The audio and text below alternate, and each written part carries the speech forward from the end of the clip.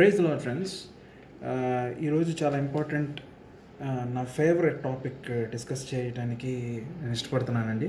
అదేంటంటే యువతి యువకుల మధ్య ప్రేమ అండ్ క్రైస్తవ దృక్పథం ఏంటి, బైబిల్ ఏం చెప్తుంది మనకి అనే విషయాలని కొంచెం మనం టూకీగా చూడడానికి ప్రయత్నం చేద్దామండి.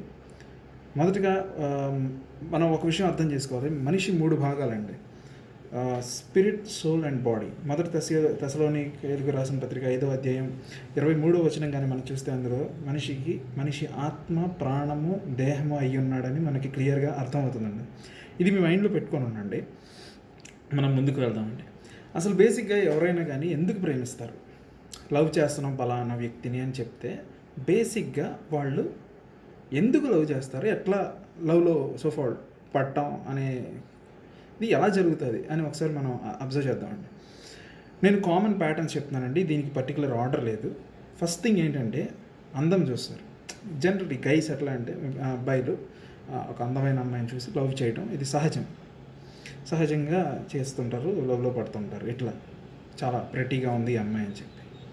అయితే బైబిల్ చెప్తుంది, సామెతల గ్రంథం 31వ అధ్యాయం చివరి 2వ వచనం అనుకుంటాండి. అందులో ఏముంటుందంటే అందం మోసకరం, సౌందర్యం వ్యర్థం అని. కానీ యెహోవా యందు భయభక్తులు కలిగిన స్త్రీ కొనియాడబడును అని ఉంది. అందం మోసకరమైందంట. ఏం మోసం చేస్తుంది అందం అంటే, ఈ అమ్మాయి చాలా అందంగా ఉంది, లేదా ఈ అబ్బాయి చాలా అందంగా ఉన్నాడు, ఈయన కానీ నువ్వు చేసుకుంటే నీ లైఫ్ అంతా బాగుంటుంది, చాలా అందంగా ఉంటుంది, చాలా బాగుంటుంది. అఫ్కోర్స్ అంత ఆత్మీయంగా లేదు, అఫ్కోర్స్ కొంచెం తనకి పొగరు ఎక్కువ, అఫ్కోర్స్ తనకి ఏమి లేకపోయినా కానీ అందం ఉందిలే, మిగతా అంతా కొట్టేసుకొని రావచ్చు, మిగతా అంతా మనం లైఫ్ అంతా సాఫీగా జరిగిపోతుంది అని అందం మనల్ని మోసం చేస్తుంది. సౌందర్యం వ్యర్థం అంటున్నాడు. సేమ్ ఇలాంటిదే ఉంటుందండి సామెతల్లోనే. పంది ముక్కుకు ఉన్న బంగారు దీంతో పోలుస్తాడు సౌందర్యాన్ని. వివేచన లేని ఒక స్త్రీకి సౌందర్యం ఉన్నా అది వేస్ట్ అని చెప్తుంది బైబిల్. సౌందర్యం వ్యర్థం, అందం మోసకరం. మరి ఏం చూడాలి? యెహోవా యందు భయభక్తులు కలిగిన స్త్రీ కొనియాడబడును అని. ఇక్కడ మనకు ఒక హింట్ వస్తుంది. మనం ఎవరినైనా లవ్ చేయాలనుకున్నట్టే, ఒకవేళ సపోజ్ కన్సిడర్ చేయాల్సి ఉంటే, ఒక పక్కన చాలా అందంగా ఉంది, ఆ అమ్మాయికి దేవుడు తెలియదు, ఇంకొక పక్కన ఒక అమ్మాయి అంత అందంగా లేదు కానీ భయభక్తులు కలిగి ఉన్నది. ఒకవేళ మనకు ఒక చాయిస్ వస్తే ఎవరిని చూస్ చేసుకుంటామండి? అది మీకే వదిలేస్తున్నాను. మన ఆత్మీయ స్థితి ఏంటో అక్కడ అర్థమవుతుంది. దేవుడే మనకు ఒకవేళ చాయిస్ ఇస్తే మనం ఇటు వెళ్తామా అటు వెళ్తామా. నెక్స్ట్ పాయింట్, ఇది కామన్గా కొంతమంది సిస్టర్స్తో మాట్లాడుతున్నప్పుడు వాళ్ళు ఓపెన్ అప్ అయి చెప్పేవారండి. ఏమనంటే, సిస్టర్ ఎందుకు మీరు అబ్బాయిని ఇష్టపడుతున్నారంటే, అబ్బాయి చాలా టాక్టివ్ బ్రదర్, తను చాలా హ్యాండ్సమ్ ఉంటాడు, చాలా నవ్విస్తాడు, నాకు జీవితం అంతా చాలా హ్యాపీగా ఉంటాను అనిపిస్తుంది, he's a very handsome guy అని అతని గురించి చెప్పుకొస్తారు. అంటే పై రూపాన్ని వీళ్ళు చూస్తున్నారనమాట. మంచి బ్రాండెడ్ వాచ్ వేసుకుంటున్నాడు, బ్రాండెడ్ షూస్ ఉంటున్నాయి, is coming in a car, all those things and their పై రూపాన్ని డిస్క్రైబ్ చేస్తుంటారు. ఎందుకు అని అంటే అతని ఎక్స్టర్నల్ క్యారెక్టరిస్టిక్స్ని వీళ్ళు డిస్క్రైబ్ చేస్తుంటారు. బైబిల్ చెప్తుంది, మొదటి సమూయేలు గ్రంథం 16వ అధ్యాయం 27వ వచనం అనుకుంటాండి, దేవుడు మనుష్యులు పై రూపంని లక్ష్య పెడతారు కానీ యెహోవా హృదయముల్ని లక్ష్య పెడతాడంట. మనుషులు పై రూపాన్ని లక్ష్య పెట్టినట్టు ఒక క్రైస్తవుడు అయిన నువ్వు నేను పై రూపాన్ని లక్ష్య పెట్టి ఒకరిని ఇష్టపడుతున్నామా, ఒకరిని ప్రేమిస్తున్నామా, లేదా ఆయనని నమ్ముకొని ఆయన మీద ఆధారపడి హృదయాన్ని లక్ష్య పెట్టి దేవుని మీద మనం ఆధారపడి జీవిస్తున్నామా, ఆధారపడి నిర్ణయాలు తీసుకుంటున్నామా? ఒకసారి ఆలోచించండి.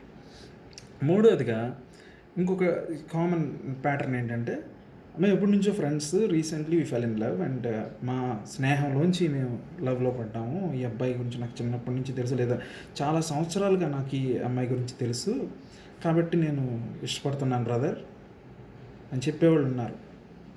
అయితే 2 కొరింథీయుల 6వ అధ్యాయం మీరు చూడండి, అందులో ఏముంటుందంటే, అయితే ఈయన విశ్వాస అవిశ్వాస ఒకసారి మనం చెక్ చేసుకోవాలి.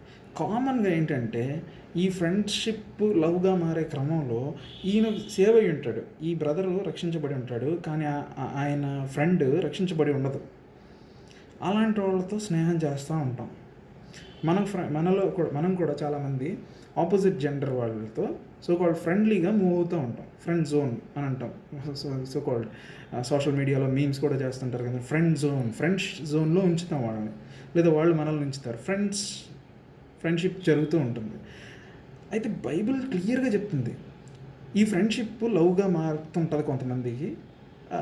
2 కొరింథీయుల 6వ అధ్యాయంలో క్లియర్గా బైబిల్ ఏం చెప్తుందంటే, విశ్వాసికి అవిశ్వాసతో పొత్తేంటి, వెలుగుకి చీకటితో పొత్తేంటి, నీతికి దుర్నీతితో జోడి ఏంటి?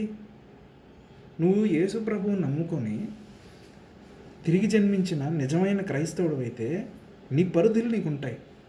అవిశ్వాసులతో నీకు వాళ్ళతో జోడు ఉండదు. వాళ్ళు నువ్వు కలిసి ఒక క్లోజ్నెస్కి రాకూడదు. ఫర్గెట్ అబౌట్ లవ్ అనేది completely against God is against you loving someone who is not a Christian. నిజమైన మారు మనసు పొందని ఒక వ్యక్తిని ప్రేమించడం అబ్సల్యూట్లీ నో. దేవుడు ఒప్పుకోడు. అది దేవుని చిత్తం కానే కాదు. మీరు అనొచ్చు, నేను ప్రేమించిన తర్వాత దేవునిలోకి నేను తీసుకొస్తాను బ్రదర్ అని. అదేంటంటే బురదలో పడిపోయిన వ్యక్తిని, నేను గుంటలో పడిపోయిన వ్యక్తిని నేను లాగుతానని చెప్పి నువ్వు కూడా గుంటలోకి దిగినట్లే. నువ్వు లాగలేవు 100 కేజీలు బరువు ఉన్న వ్యక్తిని నీకంటే ఎక్కువ బరువు ఉన్నది. It is general tendency. అంటే మనం పడిపోయే అవకాశం ఉంటుంది కానీ మనం పైకి తీసుకొచ్చే అవకాశం ఉండదు. అది రేర్. దేవుడు ఏమైనా ఎక్సెప్షనల్గా అట్లా చేసి ఉండొచ్చు కానీ ఎవరి జీవితంలో అయినా అది రూల్ కాదండి. ఎక్కువ మంది ఇలా జారిపోయి నాశనానికి ఆ మార్గంలో వెళ్ళిపోయిన వాళ్ళే నాకు చాలామంది తెలిసిన వాళ్ళు ఉన్నారు. నేను విన్నాను కూడా స్టోరీస్ని. నేను ఆ వ్యక్తిని ప్రేమిస్తున్నాను, ఆ వ్యక్తికి దేవుడు తెలియదు, కానీ నేను ఆయన్ని దేవుణ్ణి పరిచయం చేస్తానని అనుకుని దిగిన వాళ్ళే దేవుడిని వదిలేసి వెళ్ళిపోయిన సందర్భాలు ఎన్నో ఉన్నాయి. ఇశ్రాయేలీలకు కూడా ఆయన అదే చెప్తాడు కదా, మీరు అన్యదేవతలను పూజించే వాళ్ళతో పోబాకండి, వాళ్ళు మీ హృదయాల్ని అన్యదేవతల వైపు తిప్పేస్తారు, వాళ్ళతో మీకు జోడు వద్దు అంటున్నాడు. బైబిల్ మొత్తుకొని చెప్తుంది వద్దు, అవిశ్వాసులతో పొత్తు వద్దు, పరిధుల్లో స్నేహం చేయాలి కానీ అంతకు మించి వెళ్ళకూడదు. ఇది అవిశ్వాసులతో కలిగి ఉండాల్సిన లిమిటేషన్స్ గురించి బైబిల్ క్లియర్గా చెప్తుంది. రెండోది విశ్వాసులే, కానీ ఎట్లా ఉంటారండి, విశ్వాసుల్లో కూడా చాలామంది కార్నల్గా, అంటే ఎంత స్వార్థపరులు నేను క్రైస్తవుల్లో చూశానంటే, నేను బయట కూడా అంత స్వార్థం ఉండదేమో, క్రైస్తవుల్లో సైతం స్వార్థపరులు ఉంటారు చాలా. కంప్లీట్గా ఇంకా వాళ్ళకి ఏముండదు, మేము ఎలా ప్రోగ్రెస్ అవ్వాలి, మేము ఎలా they are building their own kingdom అనమాట. అట్లాంటి వాళ్ళు ఉన్నారు, కంప్లీట్ స్వార్థపరులు ఉన్నారు సోకాల్డ్ నిజ క్రైస్తవుల్లో కూడా. మరి వాళ్ళతో వాళ్ళతో డీల్ చేసేటప్పుడు నీకు విజ్డమ్ ఉండాలి. వాళ్ళని నువ్వు ప్రేమించేస్తున్నావు అని అంటే వాళ్ళని నువ్వు తోటి విశ్వాసాన్ని చెప్పి జస్ట్ లైక్ దట్ ప్రేమించడానికి లేదు, కొంచెం డిస్క్రిప్షన్ వాడాలి. ఎట్లా అనేది కొంచెం మనం ఫ్యూ మినిట్స్లో తెలుసుకుందామండి. వాళ్ళతో ఎట్లా ఉండాలంటే, సపోజ్ మీరు ఒక ఎర్లీ 20sలో ఉన్నారంటే మీ మ్యారేజ్ ఇప్పట్లోనే ఉండదు, దగ్గరలోనే ఉండదు కదా, 25 దాటిన తర్వాతే కదా నార్మలీ ఇప్పుడు మనం ఉన్న ఇండియన్ సిచ్యువేషన్లో 25 దాటిన తర్వాతే ఉంటుంది. కాబట్టి మీరు ఎర్లీ టీన్స్ ఆర్ ఎర్లీ 20sలో ఉంటే, టీన్స్ ఆర్ 20sలో ఉంటే మీరు ఎట్లా ట్రీట్ చేయాలో బైబిల్ చెప్తుంది. మీ ఆపోజిట్ జెండర్ మీకంటే పెద్దవాళ్ళు అయితే, స్త్రీ పెద్ద ఆవిడైతే మదర్లాగా ట్రీట్ చేయాలంట, చిన్న వ్యక్తి అయితే సిస్టర్ లాగా చూడమని చెప్తుంది. మరి అయితే మేము పెళ్ళి ఎవరిని చేసుకోవాలి బ్రదర్, అందరినీ మదర్స్ సిస్టర్స్ కానీ అంటే, first of all remember that we're all sisters in Christ. అందరూ మనకి యేసుక్రీస్తులో మనకి మనం ఆయన కైండ్ ఆఫ్ రక్త సంబంధికులు లాంటి వాళ్ళమే. యేసుక్రీస్తులో ఉన్న వాళ్ళందరము సిస్టర్స్ అండ్ బ్రదర్సే అవుతాం. అయితే మన దృష్టి అలా ఉండాలి, వాళ్ళని పవిత్ర బంధంతో ఉండాలి, మనం పవిత్రంగా ఉండాలి. వాళ్ళ ఆపోజిట్ జెండర్ ఒక క్రైస్తవుడైతే అతనితో ఆ అమ్మాయితో ఉండేటప్పుడు నీ ప్రవర్తన పవిత్రంగా ఉండాలి. ఒక మదర్లీ, ఒక సిస్టర్లీ అఫెక్షన్ ఉండాలి నీకు. లేదు దేవుడు ఒక రోజు నీకు రివీల్ చేసి, కాదురా బాబు ఈ అమ్మాయే నీ కాబోయే మ్యాచ్ అని రివీల్ చేస్తే మీ ఇద్దరి హృదయాల్ని దేవుడి దగ్గరికి తీసుకొస్తారు. That is a different story, but that should be the case. ఇంకొకటి 4th పాయింట్ ఏంటంటే, ఏం చూస్తారంటే ఇది చాలా కామన్గా ఉంటుందండి. మనం కొంచెం ఒక ఏజ్ దాటాము, కొంచెం మెచ్యూరిటీ వచ్చింది, 25 దాటాయి, మనకు కొంచెం వీఆర్ ఇంటూ 30s అనుకోండి, మనం చాలా మెచ్యూరిటీగా ఆలోచిస్తాం. ఏంటంటే ఈ అబ్బాయి బాగా చదువుకున్నాడా, మంచి ఉద్యోగస్తుడా, బాగా సంపాదిస్తున్నాడా, ఎటువంటి హ్యాబిట్స్ లేవా, మంచి ఫ్యామిలీ అయినా, ఈ అబ్బాయి నన్ను బాగా చూసుకుంటాడా, ఇతని క్యారెక్టరిస్టిక్స్ని మనం అధ్యయనం చేసి మనం ఆలోచించి మనం ఒక డెసిషన్ తీసుకుంటాం. Okay, we can love this person అని అనుకుంటాం. అయితే బైబిల్ ఇది కూడా తప్పు అంటుంది. ఎట్లా మీరు చూడండి, యెర్మీయా గ్రంథం 17వ అధ్యాయంలో చూస్తే హృదయం మోసకరమైనది, ఘోరమైన వ్యాధి కలది అని చెప్తుంది. నీ హృదయం మోసకరమైనది, నిన్ను మోసం చేస్తుంది అని బైబిల్ క్లియర్గా చెప్తుంది. నీ స్వబుద్ధిని ఆధారం చేసి కొనకూడదు అని సామెతల గ్రంథం 3వ అధ్యాయం 5వ వచనంలో క్లియర్గా ఉంది. ఇప్పుడు మనం కూర్చొని ఆ వ్యక్తి యొక్క యాట్రిబ్యూట్స్ని మనం స్టడీ చేసి నీ మనసుకి నచ్చిన ఒక వ్యక్తిని నువ్వు ఇష్టపడుతున్నావు అని అంటే అసలు నీ మనసే మోసకరమైంది అని బైబిల్ క్లియర్గా చెప్తుంది. నీ మనసు మోసకరమైనది, నీ హృదయం మోసకరమైనది. నీకు నచ్చిన సినిమాలో వింటుంటాం, మనసుకు నచ్చిన అమ్మాయిని చేసుకోవడం తప్ప. నేను ఇట్లాంటి డైలాగులు వింటుంటాం కదండి, నాకు మనసుకు నచ్చిన అమ్మాయిని చేసుకోవడం కూడా నాకు ఇది లేదా అని సినిమాటిక్ కల్చర్లో మనం గమనిస్తుంటాం. నీ మనసుకు నచ్చిన అమ్మాయి అంటే నీ మనస్సు మోసకరమైనది. రెండోది ఏంటంటే మీరు చూడండి, ఇర్మియా రాసిన గ్రంథం ఇర్మియా 10:23 ఒకసారి చూడండి. ఇర్మియా గ్రంథం 10:23. O Lord, I know that the way of man is not in himself. It is not in man that walketh to direct his steps. తెలుగులో చూస్తే ఒకసారి యెహోవా తమ మార్గము నేర్పరచుకొనుట నరుల వశములో లేదనియు, మనుష్యులు తమ ప్రవర్తన యందు సన్మార్గమును ప్రవర్తించుట వారి వశములో లేదని నేను ఎరుగుదును. తమ మార్గం నేర్పరచుకున్నట నరుల వశంలో లేదంట. మరి నరుల వశంలో లేదు, కానీ మనం ఏం చేస్తున్నామంటే నా వశంలోనే ఉంది, నా మార్గం నేను డిసైడ్ అవుతా అని అనుకుంటున్నాం. అందుకే మనం వారి అట్రిబ్యూట్స్ని, వారి గుణలక్షణాలని మనం స్టడీ చేసి వీళ్ళైతే నాకు సెట్ అయితే బాగుంటుంది, వీళ్ళని కానీ నా లైఫ్ పార్ట్నర్గా చేసుకుంటే, ఇతన్ని నేను లవ్ చేస్తే నా లైఫ్ హ్యాపీగా ఉంటుంది అని మనం డిసైడ్ అయిపోతున్నాం. అయితే మనకి చంపపెట్టు లాంటి ఒక వాక్యం ఉందండి. అదేంటంటే సామెతల గ్రంథం 21:2లో ఒక అద్భుతమైన మాట ఉందండి, చూద్దాము. ఒకడు తనకేర్పరచుకొనిన మార్గము ఎట్టిదైనను తన దృష్టికి అది న్యాయముగానే అగపడును. యెహోవా హృదయములను పరిశీలన చేయువాడు.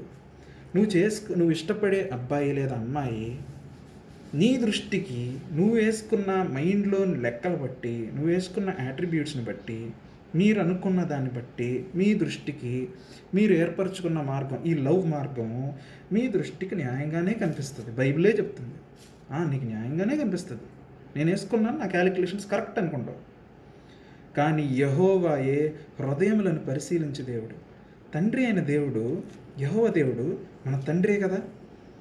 తండ్రి తన కుమారుడికి లేదా కుమార్తెకి ఎట్లాంటి అమ్మాయిని, ఎట్లాంటి అబ్బాయిని తీసుకురావాలని మీ కన్న తండ్రి ఆలోచిస్తుంటే, మన తండ్రి అయిన దేవుడు ఇంకెంత జాగ్రత్తగా ఆలోచిస్తుంటాడు. అవతల వ్యక్తి హృదయాన్ని, నీ హృదయాన్ని ఎరిగిన దేవుడు, ఈ అమ్మాయికి సెట్ అవ్వడు, నీకు సెట్ అవ్వడమ్మా, నీకు ఇతను కరెక్ట్ కాదు, నీకు ఇతను తగినవాడు కాదు అని నీతో చెప్తే నువ్వు వినే స్థితిలో ఉన్నావు బ్రదర్ అండ్ సిస్టర్? మనం వినే స్థితిలో ఉన్నామా? లేదా నేను ఆల్రెడీ డిసైడ్ అయిపోయాను ప్రభువా నాకు చెప్పొద్దు అంటున్నామా?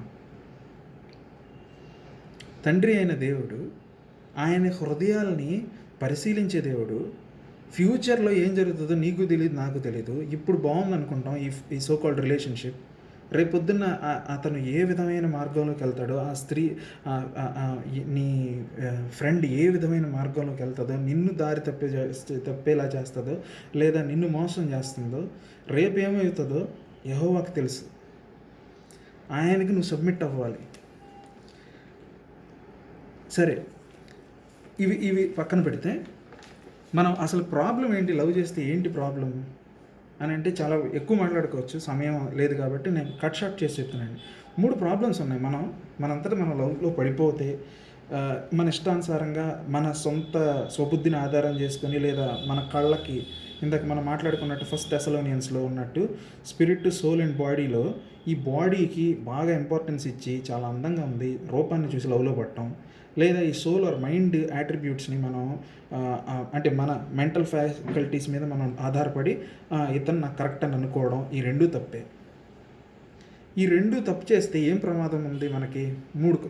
మూడు ఇష్యూస్ చెప్తానండి. లవ్ చేస్తే ప్రాబ్లమ్స్ ఏంటని. ఫస్ట్ థింగ్ ఏంటంటే, నువ్వు లవ్ చేసేటప్పుడు కొన్ని ఎమోషన్స్ వల్ల కొన్ని రకాల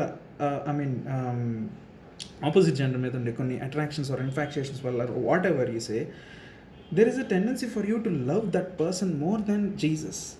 యేసయ్య కంటే ఆ వ్యక్తిని నీవు అధికంగా ప్రేమించి అతన్ని విగ్రహంగా మార్చుకునే అవకాశం ఉంది. రెండో ప్రాబ్లం ఏంటంటే,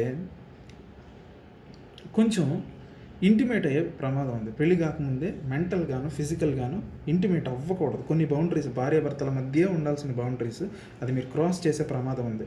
దీని గురించి నేను ఎక్కువ మాట్లాడను, మీరే ఆలోచించుకోండి. మూడో ప్రమాదం ఏంటంటే, ఇది అన్నిటికంటే ప్రమాదమైంది. ఒకసారి చూడండి, సామెతల గ్రంథం 13వ అధ్యాయం 12వ వచనం. Hope defereth maketh the heart sick, but when the desire comes, it is a tree of life. Hope deferred maketh heart sick.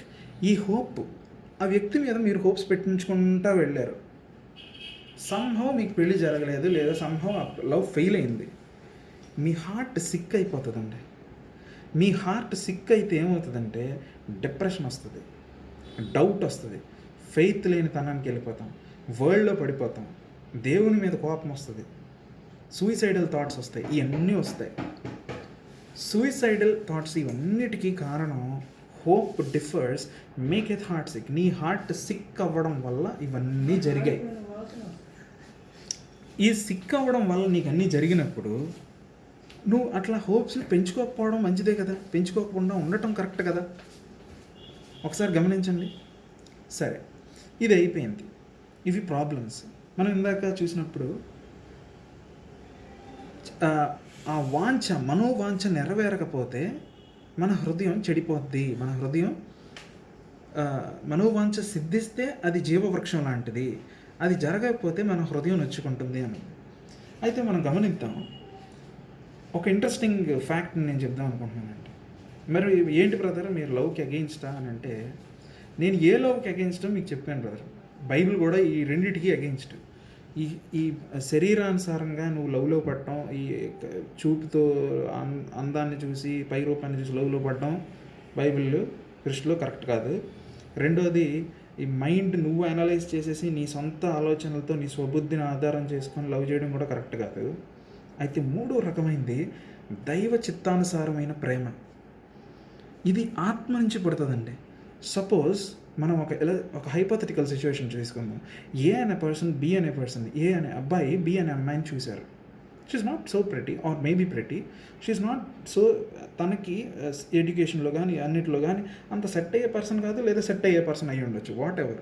కానీ ఈ వ్యక్తికి ఆ అమ్మాయిలో లేదా ఆ అమ్మాయికి ఈ అబ్బాయిలో నచ్చిన కాన్సెప్ట్ ఏంటంటే, నచ్చిన ఒక గ్రేటెస్ట్ అట్రిబ్యూట్ ఏంటంటే, క్రీస్తుని ఈ అబ్బాయి చాలా ప్రేమిస్తాడు. ఇతను తిరిగి జన్మించాడు, దేవుని పనిలో చాలా చురుగ్గా పార్టిసిపేట్ చేస్తున్నాడు. ఈవిడకు కూడా లేదా ఆ వ్యక్తి, వీరిద్దరూ దేవుణ్ణి సీక్ చేస్తున్నారు.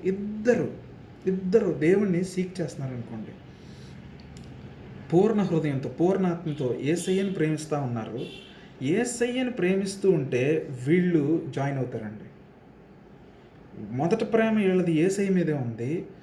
యేసయ్యని సీక్ చేస్తూ ఉండగా యేసయ్య వీళ్ళ హృదయంలో చూడండి, కీర్తనలు 37:4 Psalms 37:4 ఉంటుంది. Delight yourself in the Lord and he shall give thee the desires of thine heart అంటాడు. అంటే దాన్ని చాలా రకాలుగా చెప్పుకోవచ్చు. నేను మీకు టైం లేదు కాబట్టి ఒక డైమెన్షన్ చెప్తున్నాను. ఏంటంటే అండి, మనము దేవుని సన్నిధిలో దేవునికి క్లోజ్గా మనం జీవిస్తూ, ఆయన అంటు కట్టుకొని జీవిస్తూ, ఆయన యందు మనం ఆనందిస్తుంటే ఆయన మన హృదయ వాంఛల్ని కలుగజేస్తాడు, తీరుస్తాడు. ఆ వ్యక్తి మీద ఒక వాంఛ కలుగుతుంది, మనకి హృదయ వాంఛ కలుగుతుంది. అది దేవుడే ఇస్తారు. బిడ్డ, ఈ వ్యక్తినే నువ్వు చేసుకోవాలి, ఈ వ్యక్తి నువ్వు చేసుకోవాల్సిన వ్యక్తి అని నీతో ఆయన చెప్పేంతగా నీ హృదయం యేసయ్యతో ట్యూన్ అయి ఉండాలి.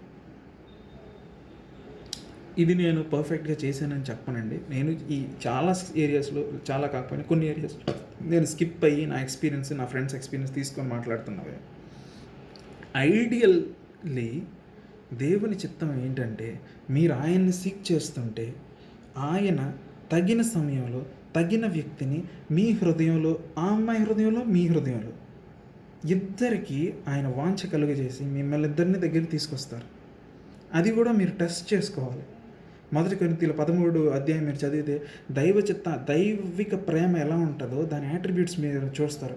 అమర్యాదగా ప్రవర్తించదు, డంబం లేనిది, ఉప్పొంగనిది, ఇట్లా చాలా యాట్రిబ్యూట్స్ ఉన్నాయి దేవుని ప్రేమకి. ఆ ప్రేమ మీలో ఉందేమో, దేవుని ప్రేమలో మనం ఉన్నామా? అది అగాపే అన్నాం కదా, వినుంటాం కదా. అగాపే ప్రేమతో నేను ప్రేమిస్తున్నా, స్వార్థపూరితమైన ప్రేమతో నాకేం వస్తుంది, ఈ పిల్లని చేసుకుంటే, ఈ అబ్బాయిని చేసుకుంటే నేను ఎలా సుఖపడతాను, నాకేం వస్తుంది అనే ఒక స్వార్థపూరితమైన ప్రేమ ఉందా? లేదా ఒక కంపానియన్షిప్ కోసం, దేవుని పని కోసం, దేవుని ప్రేరేపితమైన ఆ వ్యక్తిని సెంటర్ చేసే ప్రేమ మనలో ఉందా? మనం వాక్యం ద్వారా మనల్ని మనం చెక్ చేసుకోవాలి. ఫైనలీ ఇది చాలా ఇంపార్టెంట్ వీడియో కాబట్టి ఎక్కువసేపు చేశానండి. బట్ ఈ వాక్యం చెప్పకుండా వెళ్తే ఇన్కంప్లీట్గా అనిపిస్తుంది. కాబట్టి I wanted to share this one thing with you. మనకు తెలుసు పాస్కల్స్ లా గురించి మనం చదువుకున్నాం ఇంటర్మీడియట్లో. ప్రెషర్, వాల్యూమ్ రిలేషన్షిప్స్, బాయిల్స్ లా, అట్లా పాస్కల్స్ గురించి మనం ఫ్లూయిడ్ మెకానిక్స్లో చదువుతాం. ఈ పాస్కల్ ఏమన్నారంటే, ఈ సైంటిస్ట్ మ్యాథమెటిషియన్ ఏమన్నారంటే, there is a God shaped vacuum in all of us which can only be filled with God himself. సమరయ స్త్రీతో 4వ అధ్యాయంలో యోహాన్ రాసిన పత్రికలో ఆయన మాట్లాడుతూ, నేనిచ్చే నీళ్లు తాగువాడు ఎన్నటికీ దాహం కొనడు అని. సమరయ స్త్రీ చాలా రిలేషన్షిప్స్ మెయింటైన్ చేసింది. నేను అనుకున్నాను, తప్పుగా ఊహించుకున్నాను, ఈ అమ్మాయి ఏంటి హోర్మాంగర్, ఇట్లా షీఈస్ బిహేవింగ్ లైక్ ఎ హోర్ అని అనిపించేది. బట్ నాకు కొంచెం మెచ్యూరిటీ వచ్చిన తర్వాత అర్థమైంది, ఆవిడ she's looking for love, she's looking for acceptance. She's trying to get something from a man who will satisfy her inner desire. లోపల ఉన్న డీప్గా ఉన్న ఆ థర్స్ట్ని, ఆ దాహాన్ని తీర్చగలిగే ఒక వ్యక్తి కోసం వెతుకుతుంది ఆవిడ. నలుగురిని చేసుకుంది. మన సొసైటీలో మనకు అర్థమైపోతుందిగా, hooking up with somebody, dating and then leaving and then moving on, breakup, move on, ఇవి కామన్గా వింటున్న టర్మ్స్. ఆ కాలంలో కూడా అట్లా ఉండిందేమో. నలుగురిని పెళ్లి చేసుకుంది, 5వ వాడితో సహజీవనం చేస్తుంది. But she isn't satisfied on the inside.